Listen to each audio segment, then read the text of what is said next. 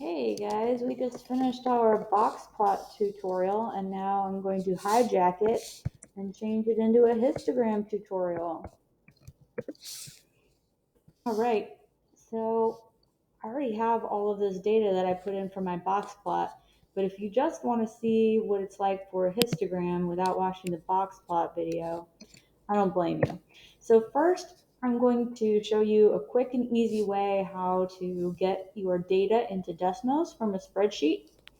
So I'm going to call my list G for the Grammy Awards viewers as opposed to S for the Super Bowl viewers. I'm going to highlight the data I want to import, Control C to copy, and I'm going to hit equals, oops, that's plus equals, and then Control V, and I've imported my Grammy Awards viewers data into Desmos. Okay, so this is what I started with from our last video. We had a box plot, but now instead of a box plot, I'm going to change that to a histogram. Histogram. And now I got my histogram, which is pretty slick. You can see, or maybe you can't see, automatically it has set the bin width to 1. Okay, that was the default, but I can manipulate that. I can change it to whatever bin width I want.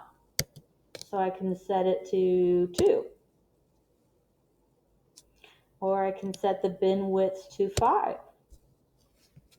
And it kind of changes the frequency because it gets pretty tall when the bins are at 5. Okay, I have from my previous tutorial, the 5-number summary here, the median for list G, the min for list G, the max, and the first and third quartile. So if you want to see that, just go back and find my box plot video and it will tell you how to do that. So that's how you can make a histogram in Desmos. Oh, and okay, for this one, you can label the y-axis with frequency.